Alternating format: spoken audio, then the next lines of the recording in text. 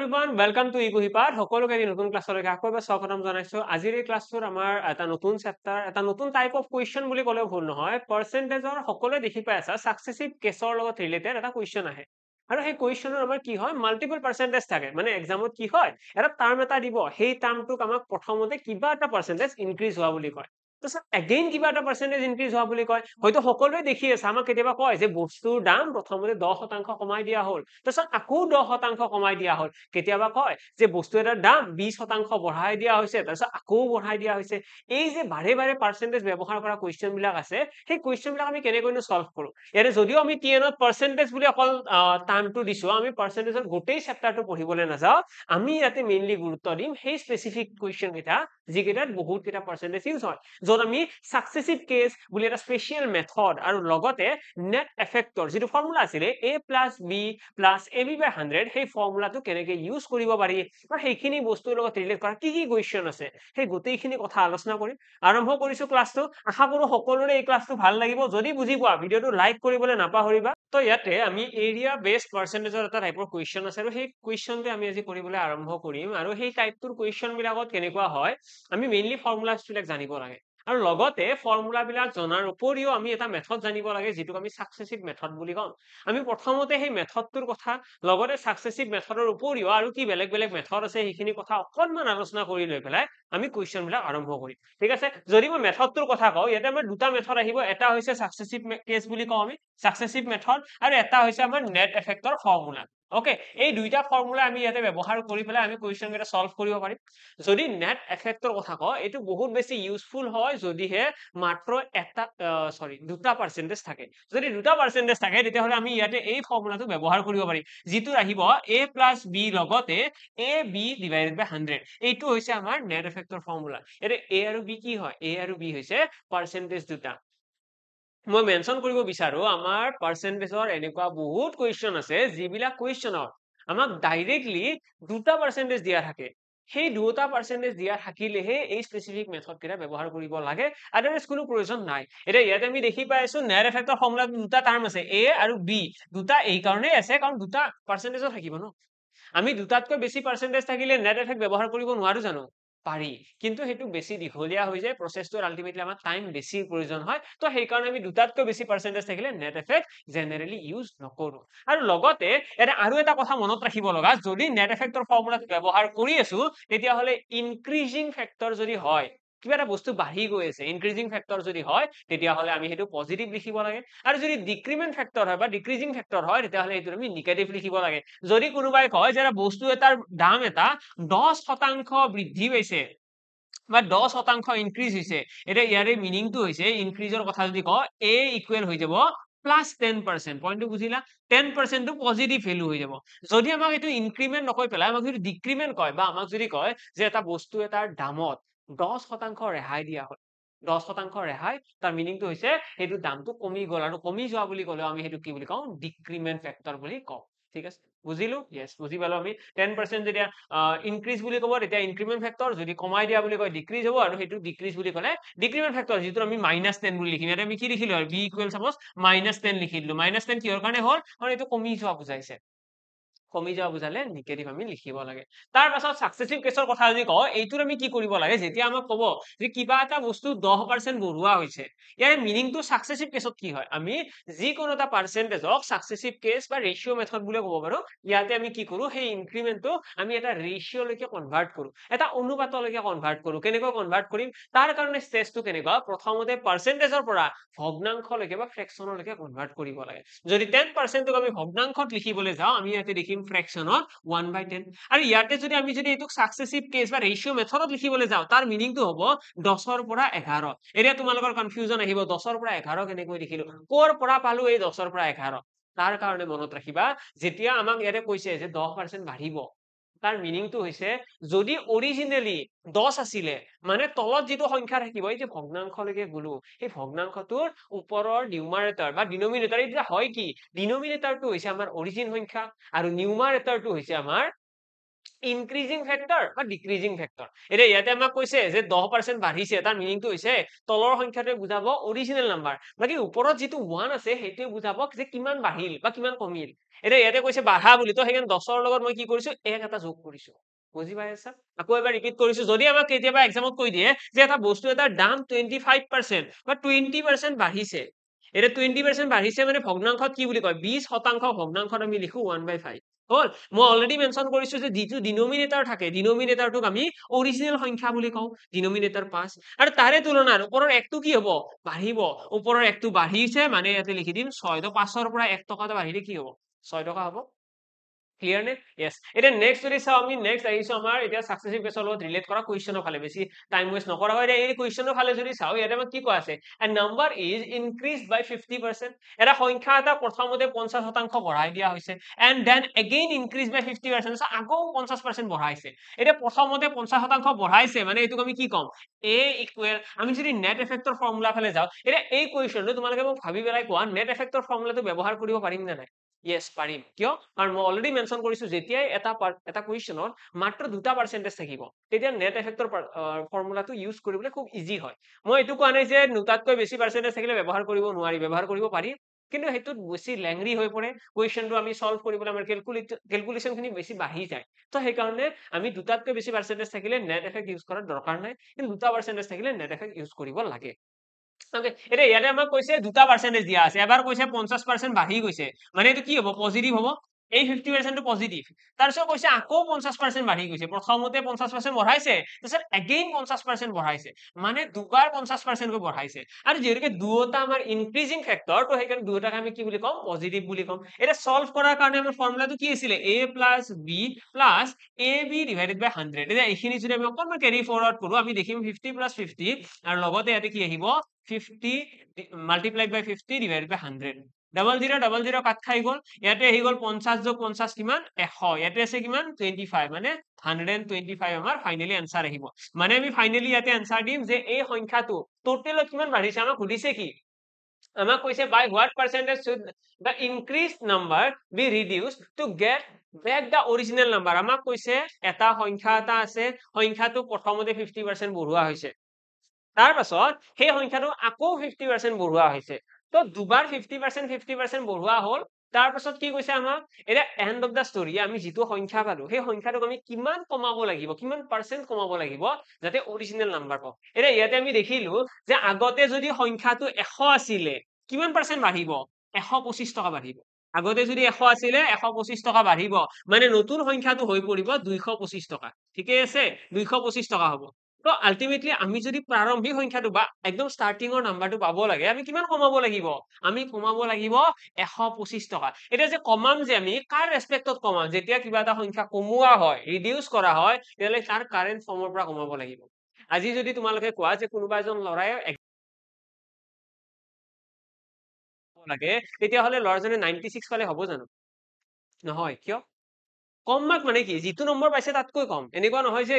তুমি কিবা এটা ৰেন্ডমলি নাম্বাৰ কৈ দিবা তো আমি 95 তকৈ কম ক'ব লাগিব ইয়াতেও তেনেকুৱা ইয়াতেও টোটেল বৰ্তমান কিমান আছে পইচা বৰ্তমান নাম্বাৰটো হৈছে 225 তো 225 ৰ পৰা কমাব লাগিব 225 আমাৰ আছে নাম্বাৰটো তাৰে ৰেসপেক্টত কিমান কমিছে কমিছে 125 টকা কমাব লাগিব তেতিয়াহে আমি অৰিজিনেল পাম আমাক কি কৈছে by what percent should the increase number be reduced to get back the original number তো অৰিজিনেল নাম্বাৰটোৰ কাৰণে আমি 125 এটা কমাব লাগিব আৰু এইটোৰ পাৰ্চেন্টেজ উলিয়াব দিছে মানে 100 এটা মাল্টিপ্লাই কৰি দিয়া 25 এৰে যদি কাটি দিও এইটো আহিব 9 এইটো আহিব আমাৰ 5 আৰু কাটিব পাৰিম জানো obviously দশমিকতে আহিব এইটো তো ওপৰত আহি গল 500 divided by 9 9 ৰে কাটিলে কিমান বাৰ যাব 9 5 গুণ 45 আকৌ 55.55% ঠিক আছে 55.55% আমাৰ ফাইনালি আনসাৰ আহিব ইমান পাৰ্সেন্টেজ ওকে তো আমাৰ এক্সামত তোমালোকক যেতিয়া এনেকুৱা ধৰণৰ ইনক্ৰিজেন্ট সাকসেসিভ ইনক্ৰিমেন্ট বুলি কব এটা এইটো কোৱেশ্চনত তোমালোকে দেখিবা এটাহে আমাক নাম্বাৰৰ কথা কৈছে আৰু সেই নাম্বাৰটোক আমাক বাৰে বাৰে ইনক্ৰিজ কৰাৰ কথা কৈছে প্ৰথমতে এবাৰ বঢ়াইছে তাৰপিছত আকৌ বঢ়াইছে আৰু এগেইন শব্দটো আছে তো এনেকুৱা কোৱেশ্চনত হে এই মেথডটো বা সাকসেসিভ কেস মেথডটো ব্যৱহাৰ হয় বাকি বিলাক কোৱেশ্চনত কিন্তু এইবিলাক ব্যৱহাৰ নহয় নেক্সট কোৱেশ্চনৰ ফালে আহিছো এইটো কোৱেশ্চন ইয়াৰে কি কৈছে চোৱা ইয়াৰে কৈছে এ নাম্বাৰ ইজ ৰিডিউসড বাই 18% এটা সংখ্যা এটা 18% কমাই দিয়া হৈছে মানে আলটিমেটলি কথাটো এনেকুৱা আগতে যদি 100 আছিলে সংখ্যাটো তাক 18% কমাব কিমান থাকিব সেই সংখ্যাটো হৈ পৰিব আমাৰ 82% হয়নে আগতে যদি 100 টকা আছিল তাৰ পৰা 18% এটা কমাই দিলে 82% হ'ব লগতে আমাক কি কৈছে the resulting number is again reduced by 50% মানে যিটো সংখ্যা আমি পালো তাক আকৌ 50% কমাব মানে এই যিটো 82 পালো ন ইয়াক 50% কমাই দিব 50% কমাই দিয়া মানে কি আধা কমাই দিব ন তো 82 আধা কিমান 82 আধা হৈছে 41 তো 41 কমাই দিলে থাকিব কিমান থাকিবও 41 ন তো আমি ইয়াতে দেখিলো যে বৰ্তমান সংখ্যাটো হৈ গৈছে 41 তাৰপিছত আৰু কি কৈছে এটা কৈছে what is the percentage of total reduction in the number আমাক কৈছে total কিমান সংখ্যাটো কমাই দিলে total reduction কিমান হৈছে তো হেতু উলিবার কাৰণে আমি কি চাম আগতে আছিল 100 এটা কিমান হৈছে এটা হৈছে 41 তো কমিল কিমান এটা কমিছে 59% অৰ্থাৎ 59% total decrement answer আহি গল তো কোৱেশ্চন কৰাৰ এপ্ৰোচ টো বহুত মেটাৰ কৰে এতিয়া এইটো কোৱেশ্চন এনেকৈ নকৰি পেলাই তোমালোকে যদি সাকসেসিভ কেছত কৰিব যোৱা অবভিয়াসলি আনসাৰ আহিব তাতেও তোমালোকে ধৰিব লাগিব a মানে হৈছে -18 কিয় -18 হ'ব কাৰণ এইটো ৰিডাকচন বা কমি কমি গৈ আছে নেক্সট আমাক b মানে কি কৈছে b মানে -50 এটা ইয়াতে যদি এই দুটা পার্সেন্টেজ আমি ইউজ কৰো a + b plus ab by 100 obviously আমাৰ এনেকৈ আনসাৰ আহিব আমি যদি ইয়াতে সলভ কৰিবলৈ যাও a আৰু b যোগ কৰিলে কিমান হ'ব 50 60 68 -68 হ'ল তাৰপিছত ab মানে কিমান ab মানে এই দুটা পূৰণ হ'ব আৰু পূৰণ হলে মাইনাসে মাইনাসে কি হ'ব প্লাস হৈ যাব তো সেইকাৰণে মই ইয়াতে প্লাস লিখি দিলো ওকে তো 18 পূৰণ কি হ'ব 50 হ'ব মাইনাসে মাইনাসে প্লাস হৈ যাব ন তো এখানে প্লাস আহিব ডিভাইড বাই কি আছে 100 আছে আৰু 0 0 কাট খাই গল তাৰ পাছত আমি যদি এইটো চাও ইয়াতে 18 কি আছে 2 এটা আছে ন আছে এইটো 0 কাট খাব এইটো 0 5 আৰু ইয়াতে 2 যাব 9 গুচি আহিব ইয়াতে আছে -60a প্লাস ইয়াতে 9 থাকিব এইখিনি সলভ কৰিলে তোমালোকে পাবা -59 -59 আহিছে আৰু মিনিং কি -59 মানে হৈছে 59% ডিক্ৰিমেন্ট অবভিয়াসলি এইটো মেথডতো তোমালোকৰ আনসাৰ আহিছে সকলোৱে ভালদৰে চোৱা এইটো মেথডতো আমাৰ আনসাৰ আহিছে এইটো মেথডতো আনসাৰ আহিছে কিন্তু এইটোত আমাৰ একদম কমপ্লিটলি কমন সেন্স ইয়াতে না আমি কনসেপ্ট লগাইছো না কিবা লগাইছো তো এইবিলাক কমন সেন্স অকমান নিজৰ লগত থকাটো জৰুৰী যাতে আমি ভাবি পেলাই আনসাৰটো দিব পাৰো বাকি ফৰ্মুলা তোমালোকে অবভিয়াসলি যাব পৰা আনসাৰ আহিব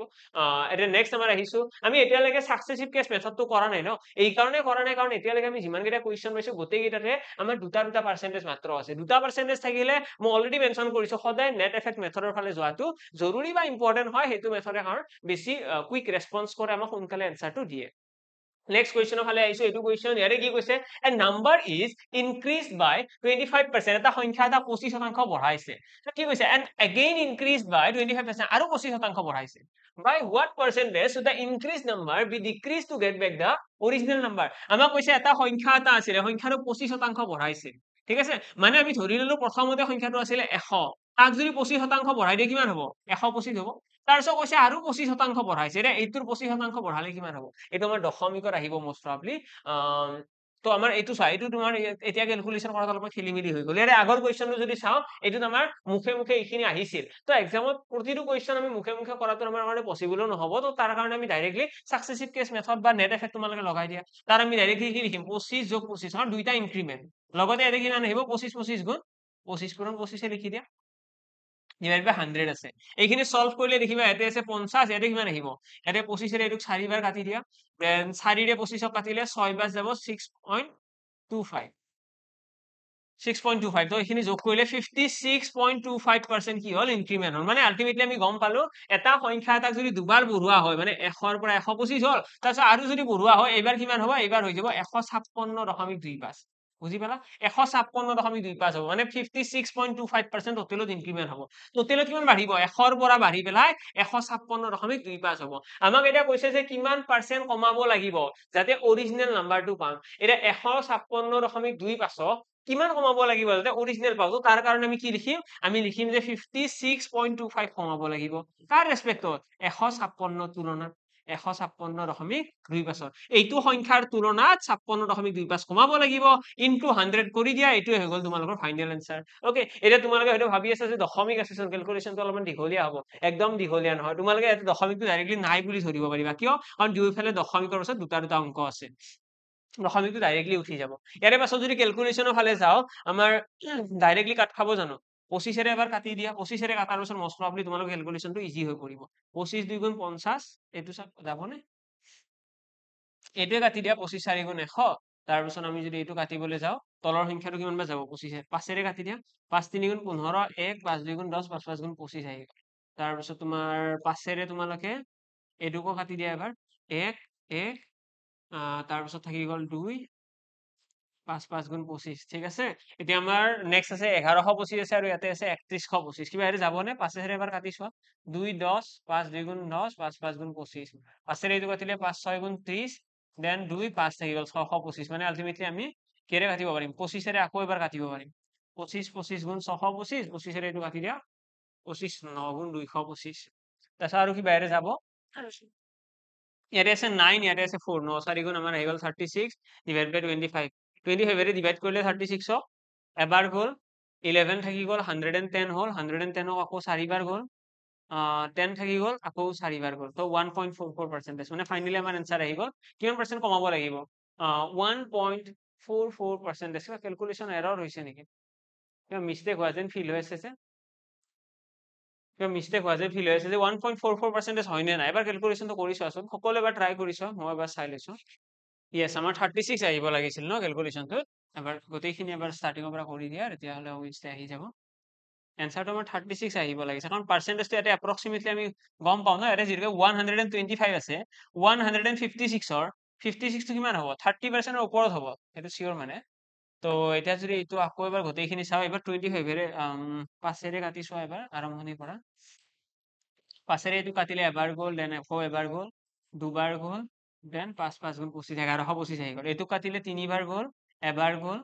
দেন দুবাৰ গ'ল আৰু 5 বাৰ গ'ল 3125 আছে 1125 আছে আৰু ইয়াতে 3125 আছে তাৰপিছত আকৌ যদি এবাৰ 5 এৰে কাটি দিও 5 6 গুণ 30 5 2 গুণ 10 আৰু 5 5 গুণ 25 625 আহিল ইয়াতে আৰু ওপৰত যদি চাও ইয়াতে কিমান আছে 5 2 গুণ 10 5 2 গুণ 10 5 225 আছে 25 এৰে এইটো কাটিলো আমি 25 বাৰ 25 এৰে এইটো কাটিলো 9 বাৰ 25 এৰে 100 কাটিলো 4 বাৰ ইয়াস কাৰেক্ট আনসাৰ আহি গ'ল 36 মানে 36% আহিব আমাৰ তো এটা আমাক সেইটোৱে সুধিছিলে যে অৰিজিনেল নাম্বাৰ পাবলৈ হলে আমি কিমান ডিক্ৰিজ কৰিব লাগিব তো আমি আনসাৰ কিমান দিম 36% ডিক্ৰিজ কৰিব লাগিব so that we get da original number পোৱাৰ কাৰণে 36% ডিক্ৰিজ কৰিব লাগিব এটা নেক্সট যদি আমি এইটো কোৱেশ্চন আমি কিবা বেলেগ মেথডত কৰিব পাৰো না এবাৰ ক্যালকুলেশনটো ইজি হয় জানো আমি এবাৰ এটা কাম কৰো এই কোৱেশ্চনটো সলভ কৰাৰ কাৰণে আমি নেট এফেক্টটো এবাৰ ইউজ কৰো ঠিক আছে নেট এফেক্ট নহয় সৰি সাকসেসিভ কেস আমি নেট এফেক্ট বহুত ইউজ কৰিলো আমি নেট এফেক্টৰ এই যিটো ফৰ্মুলা আছে a + b ab / 100 আমি এতিয়া নেক্সট এটা মেথড ফলো কৰিবলৈ গৈছো এটো হৈছে সাকসেসিভ কেস মেথডটো আমাক কি কয়নো সেই মেথডটো আমাক কয় যেতিয়া তোমালোকক পাৰ্চেন্টেজ দিব ন প্ৰথমতে হেতু ভগ্নাংশলৈকে কনভাৰ্ট কৰিবা এটা 25% মানে হৈছে 1/4 আৰু ইয়াতে আমাক কৈছে আমাক কয় যে ডিনোমিনেটৰটো হৈছে অৰিজিন সংখ্যা মানে আগতে যদি 4 আছিল এতিয়া কি হ'ব এক এটা বাঢ়িব এটা ইনক্ৰিজ বুলি কৈছে ন মানে 4 ৰ তুলনাত এক এটা বাঢ়িব আৰু এক বাঢ়িলে কি হ'ব 4 ৰ লগত এক যোগ হৈ পেলাই 5 হৈ যাব মানে আগতে যদি 4 টকা আছিল এতিয়া 5 টকা হ'ব ঠিক তেনেদৰে কৈছে আৰু এবাৰ হ'ব মানে দুবাৰ বাঢ়িছে ন প্ৰথমতে এইটো 25% বাঢ়িছে তাৰপিছত আৰু 25% বাঢ়িছে তো আৰু এবাৰ লিখিব লাগিব 4 ৰ পৰা 5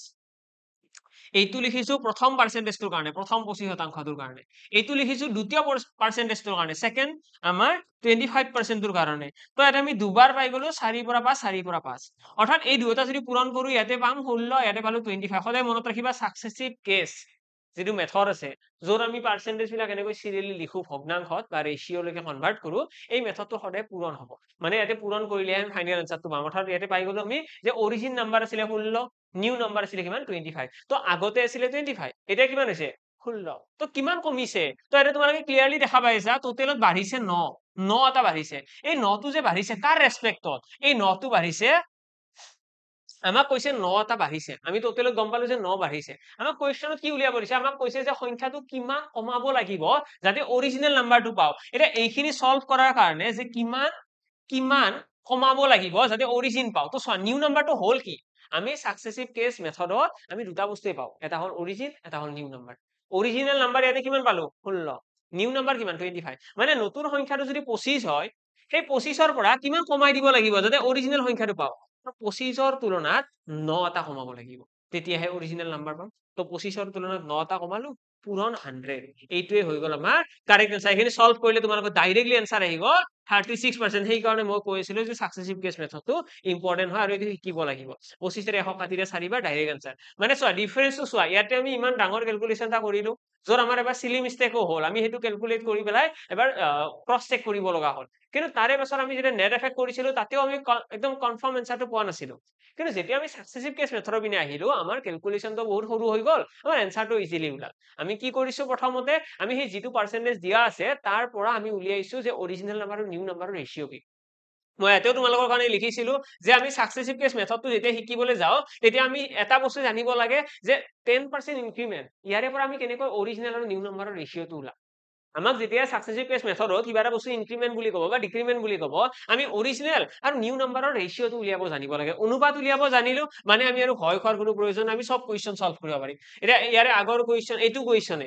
কোৱেশ্চন যদি আমি সাকসেসিভ কেস মেথডত কৰিব যাও হয়তো এইটো কোৱেশ্চন অলপ বেছি টাইম লাগিব পাৰে কাৰণ ইয়াতে পাৰ্সেন্টেজ কেটা কিমান বেছি স্মুথ নহয় তো হেতু বস্তু তোমালোকে কেয়াৰ ৰাখিব লাগিব এটা কৈছে 18% ৰিডাকচন মানে আগতে যদি 100 আছিল 18% ভগ্নাংশত কি বুলি কয় 18% যদি আমি ভগ্নাংশত ক'বলৈকে যাও এটো হ'ব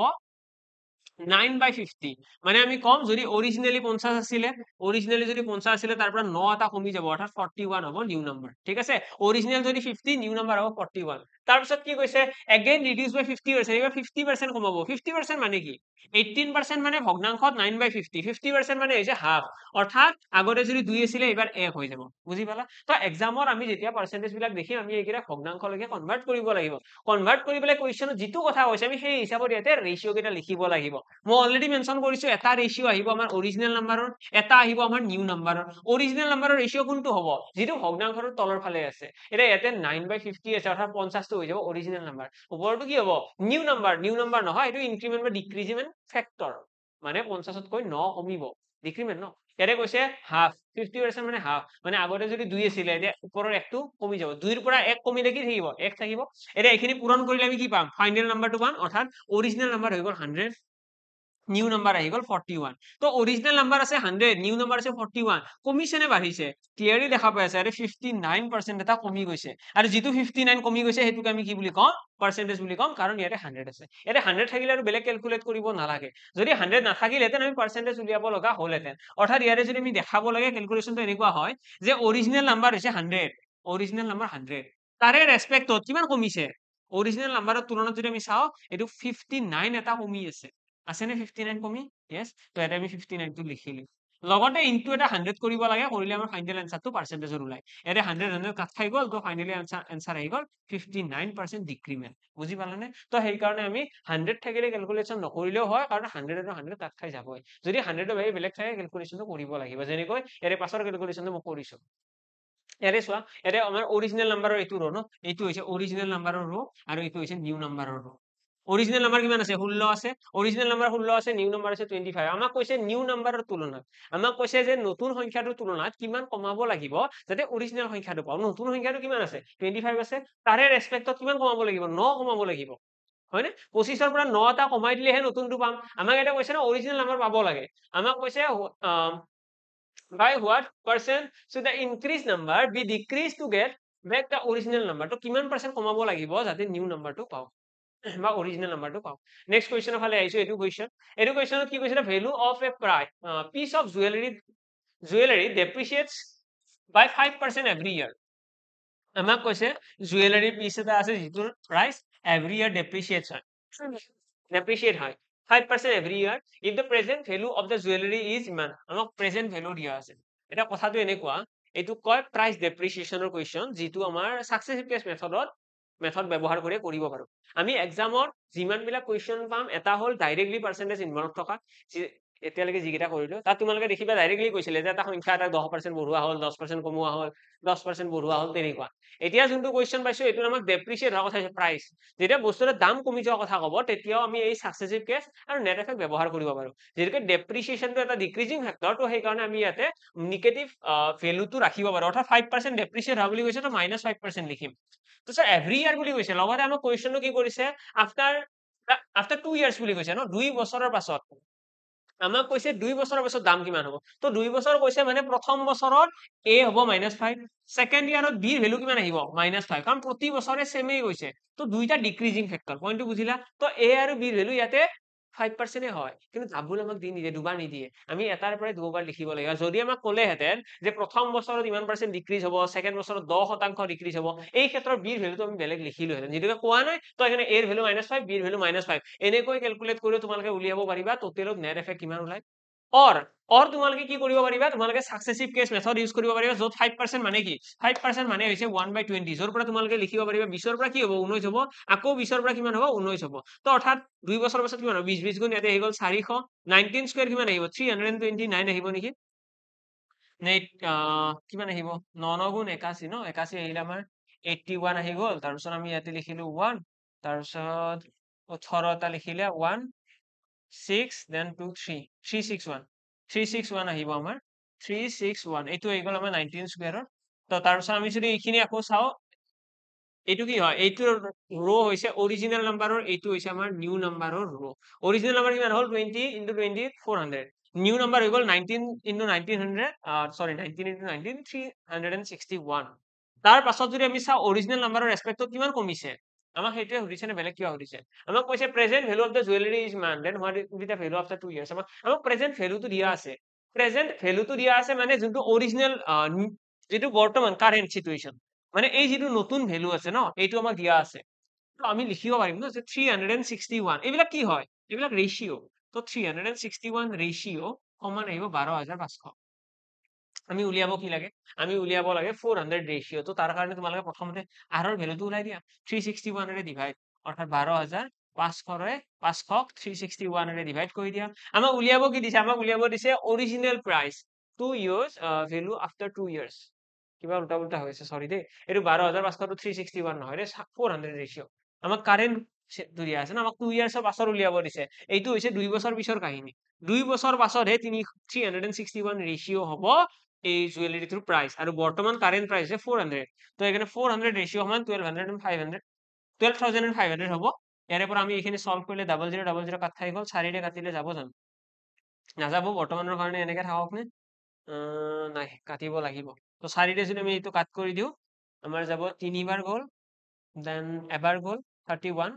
31.25 আমাৰ আহি গ'ল 1 ৰেশিওৰ ভ্যালু r ইকুৱেল আহি গ'ল 31.25 আমাক উলিয়াব দিছে 2 বছৰ পাছত ভ্যালু কিমান হ'ব তো 2 বছৰ পাছত ভ্যালু আহিব 361 ৰেশিও মানে 361 ইনটু আহিব 31.25 এইখিনি সলভ কৰিলে তোমালোকে কাৰেক্ট আনসাৰটো পাই যাবা কিন্তু এতিয়া ইয়াতে আমাৰ এটা কোৱেশ্চন মাইন্ডত আহি আছে এটা সম ক্যালকুলেশনটো বহুত দীঘলীয়া হ'ল কিবা অল্টাৰনেটিভ মেথড আছে নেকি অবভিয়াসলি এৰ অল্টাৰনেটিভ মেথড এটাও আছে যেনেকৈ সাকসেসিভ কেস আৰু নেয়াৰ এফেক্ট এটা মেথড হয় এৰ হলনি আৰু এটা মেথড আছে যিটো আমি অকনমান হয়তো ক্যালকুলেশনটো ছুটি হোৱাৰ সম্ভাৱনা থাকিব তোমালোকে সকলোৱে হয়তো এইটো মেথডত লিখি ললা এতিয়ালৈকে নেক্সট যদি আমি চাও বেলেগ কি মেথডত এনসার আহিব বেলেগ মেথডত আমি এবাৰ ট্ৰাই কৰি চাও এৰে আমি কি কৰো বেলেগ মেথডটো আমি বেছি সিম্পল ৰাখো আমি ইয়াতে কি লিখো যে বৰ্তমান ভ্যালু কিমান বৰ্তমান ভ্যালু আমাক ইয়াতে কৈছে 12500 12500 বছৰ আমাক কি কৈছে এক বছৰ পাছত 5% কমি যাব মানে এক বছৰ পাছত কিমান হ'ব 5% কমি যোৱা মানে 19/20 হ'ব ঠিক আছে মানে আমি ইয়াতে লিখিব পাৰো 95% আমি ইয়াতে কি লিখিব পাৰিম আমি ইয়াতে লিখিব পাৰিম 95% 5% কমি গৈছে ন 95% আমি আকৌ লিখিব পাৰিম 95% আমাৰ দুবাৰ 95% কমিব তাৰে পাছত আমাক নিউ প্ৰাইসটো সুধিছে আমি এইখিনি ক্যালকুলেট কৰিলে আমাৰ এনসারটো আহিব এটা এইখিনিকে আমি কি বুলি লিখো 12500 আছে লগতে আমি লিখিম 1/20 সরি দে 19/20 লিখিম আৰু লগতে আকৌ এবাৰ 19/20 লিখিম অলমোস্ট সিমিলাৰ কাইন্ডৰে ক্যালকুলেশন হ'ব 00 কাট খাই গ'ল তাৰ পাছত আমি যদি 2 ৰে কাট কৰিব বিচাৰো বাৰু মানে ইয়াৰে পৰা আমি অলমোস্ট সিমিলাৰ কাইন্ডৰে ক্যালকুলেশন আহিব এইখিনি আমি কৰিব লগা হ'বই এইটো এটা স্ট্ৰাকচাৰ মই এইটো তোমালোকক দেখাই দিলো ইয়াতে আমি কি কৰিব লাগে আমাক যেতিয়া বস্তু এটা দাম কমি যোৱা বুলি কয় কমি যোৱা বুলি ক'লে আমি পাৰ্সেন্টেজত কমাই দিওঁ আৰু বাঢ়ি যোৱা বুলি ক'লে আমি পাৰ্সেন্টেজৰে বঢ়াই দিওঁ দি পেলাই ডাইৰেক্টলি এটা লাইনৰে ক্যালকুলেশন কৰো এটা লাইনত কৰিলে এডভান্টেজ এটা হয় খেলি মেলি বেছি থাকিব লগা নাই বুজি নোপোৱাৰ কোনো যুক্তি নাই অবভিয়াসলি গোটেইখিনি কথা বুজি পাই যাওঁ আমি সোনকালে নেক্সট যদি চাওঁ ইয়াৰে পাছৰ কুৱেশ্যনটো এইটো অলমোস্ট সিমিলাৰ কাইন্ডৰ কুৱেশ্যন হয় ইয়াতে আমাক কি কৈছে কুৱেশ্যনটো Question আমাক কৈছে a number is first increased by 15% and then increased by 20%. The number thus obtained is 78 more than the original number. Find the original number. তো প্ৰথমতে তোমালোকে original number আৰু new number ৰ percentage দুটা ওলাই লোৱা যে original number কিমান percent হ'ব new number কিমান percentage হ'ব বা ratio মেথডতো কৰিব পাৰা দুইটা মেথডতে তোমালোকে জাস্ট original আৰু new number ৰ এটা এটা যিকোনো এটা ৰিপ্ৰেজেন্টেশন এটা বনাই লোৱা তাৰে পাছত তোমালোকে খুব ইজিলি কুৱেশ্যনটো সলভ কৰিব পাৰিবা ওকে আমি যদি ইয়াতে চাও প্ৰথমতে ডিক্ৰিজ হোৱা বুলি কৈছে 15% ডিক্ৰিজ 15% ডিক্ৰিজ মানে আমি কি লিখিব পাৰো যদি প্ৰথমতে 100 আছিলে হেতু আমি লিখিব পাৰো এনেকৈ 85 লিখিব পাৰো কিন্তু এটো বেছি দীঘলীয়া হৈ যাব আমি ৰেশিও মেথডতে কৰি দিছো 15% মানে হৈছে 3/20 3/20 মানে যদি আগতে 20 আছিলে এবাৰ কিমান হ'ব 17 হ'ব তাৰ পিছত কি কৈছে দেন ইনক্ৰিজ বাই 20% 20% ইনক্ৰিজ কৰা বুলি কৈছে 20% মানে কি 1/5 তো অৰ্থাৎ 5 ৰ পৰা কি হ'ব এক এটা ইনক্ৰিজ হ'ব যদি আগতে 5 আছিলে এতিয়া 6 হ'ব এতিয়া এইখিনি বস্তু আমি পূৰণ কৰিলে দেখিম এটা আহি গ'ল 100 এটা কিমান আহিব 42 and 60 104 102 তো আমি দেখিলো যে আগতে আছিলে কিমান 100 এতিয়া কিমান হৈ গল 102 আমাক কৈছে যে এই যে সংখ্যাটো প্ৰথমতে 15% কমালে তাৰপিছত 20% বঢ়ালে ওভাৰঅল কি হল 78 বাঢ়ি গল আৰু আমি যদি ৰেশিও মেথডত চাওঁ ইয়াতে কিমান বাঢ়িছে ইয়াতে বাঢ়িছে মাত্ৰ 2 ৰেশিও মেথডত বাঢ়িছে মাত্ৰ 2 কিন্তু ইয়াতে বাঢ়িছে 78 মানে আমি গম পালো এই যোনটো 2 ৰেশিও আছে এইটো কাৰ সমান হ'ব এইটো হ'ব 78 ৰ সমান যদি 2 ৰেশিও সমান যদি 78 হয় 1 ৰেশিও কিমান হ'ব তো ইয়াৰে কাৰণে r ৰ ভ্যালুটো আমাৰ আহি পৰিব কিমান 39 ঠিক আছে 39 হৈ গল r ৰ ভ্যালু r ৰ ভ্যালুটো গম পোৱাৰ পিছত অৰিজিনেল নাম্বাৰ কৈছে ফাইন্ড দা অৰিজিনেল নাম্বাৰ কিমান 100 মানে 3900 আমাৰ ফাইনালি এনসাৰ আহি গল মানে অৰিজিনেল নাম্বাৰটো আছিল 3900 আৰু নিউ নাম্বাৰটো কিমান হ'ব নিউ নাম্বাৰটো হ'ব 3978 3978 হৈ যাব আমাৰ নিউ নাম্বাৰ কাৰণ 78 এটা বাঢ়িছে ন তো ইয়াৰ লগত 78 এটা যোগ কৰি দিয়া সেইটো হৈ যাব নিউ নাম্বাৰ ওকে ইয়াৰে আৰু বহুত কেইটা কুৱেশ্যন আছে গোটেইকেইটা কুৱেশ্যন মই বৰ্তমানৰ কাৰণে মই মোৰ টেলিগ্ৰাম চেনেলত আপলোড কৰি দিম সকলোৱে ট্ৰাই কৰা কুৱেশ্যন কেইটা তোমালোকৰ কাৰণে এটা কাম কৰো এইটো কুৱেশ্যন আৰু ইয়াৰে পাছৰ কুৱেশ্যন এই দুটা বৰ্তমানৰ কাৰণে হোমৱৰ্ক থাকক এই যোনটো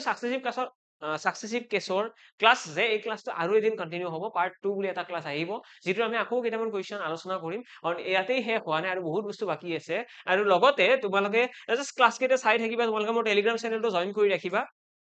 ওকে আৰু লগতে মই জনাব বিচাৰো আমাৰ ইকুইপেটৰ তৰফৰ পৰা দুটা বেটচ লঞ্চ কৰা হৈছে খুব ইম্পৰ্টেন্ট তোমালোকৰ কাৰণে ইউজফুল হ'ব এটা হৈছে আমাৰ ডিএইচএছ ডিএমইৰ কাৰণে যিটো ৰিসেন্টলি এটা ৰিক্ৰুটমেন্ট প্ৰসেস ষ্টাৰ্ট হৈছে ডিএইচএছ আৰু ডিএমইৰ সকলো এইটো গম পোৱা এইটো আমাৰ কমপ্লিটলি ৰেকৰ্ডেড বেটচ হয় বাৰু এইটো ৰেকৰ্ডেড বেটচ আৰু গোটেইখিনি ডিএইচএছ ডিএমইৰ কাৰণে যিমানখিনি ইম্পৰ্টেন্ট বস্তু আছে গোটেইখিনি কভাৰ কৰি পেলাই বেটচ এটা ওপেন কৰা হৈছে আৰু লগতে জেডাবল যিটো আমাৰ ৰিক্ৰুটমেন্ট চলি আছে সেইটো কথা মই আগতেও জনাইছো জেডাবল কাৰণে অলৰেডি আমাৰ লাইভ ক্লাছ বিলাক চলি আছে জেডাবল কাৰণে যেনেকৈ আমাৰ বহুতখিনি সিলেবাস নতুনকৈ প্ৰয়োজন হৈছে তাত আমি ক'ব গ'লে আমি এডিআৰই লেভেলত যিটো আমি প্ৰিপেয়াৰ কৰো জেডাবল অকণমান ডিফাৰেণ্ট তাত আমি পঢ়িব লাগিব জেনেৰেল সায়েন্স আমি পঢ়িব লাগিব লগতে কম্পিউটাৰ নলেজ পঢ়িব লাগিব এছামিজ লেংগুৱেজ বুলি এটা এডিচনেল সাবজেক্ট আছে তো অলপমান ডিফাৰেণ্ট হয় তো সেইটোৰ কাৰণে গোটেইখিনি সিলেবাস কম্বাইন কৰি পেলাই এটা বেটচ অলৰেডি আমাৰ চলি আছে যিটো ক্লাছ হৈ আছে যদি কোনোবা ইন্টাৰেষ্টেড হয় তোমালোকে এই জেডাবল বেটচটো জয়েন কৰিব পাৰা আৰু লগতে যদি ডিএমইৰ কাৰণেও পঢ়া ষ্টাৰ্ট কৰিছা ডিএমইৰ কাৰণেও বোলে গোটেইখিনি গাইডেন্স থাকে গোটেইখিনিৰ কাৰণে অলৰেডি এটা বেটচ আমাৰ ৰেকৰ্ডেড বেটচ এটা আপলোড কৰা হৈছে যেটো যিদিনাই তোমালোকে জয়েন কৰিবা সেইদিনাই গোটেইবিলাক ক্লাছ পাই যাবা আৰু গোটেইখিনি বস্তুৱে তোমালোকে কন্টিনিউয়াস ৱেত পঢ়ি থাকিব পাৰিবা ওকে লগ পাম সকলোকে নেক্সট ক্লাছত আজিৰ কাৰণে ইয়াতে সামৰিছো thank you and bye by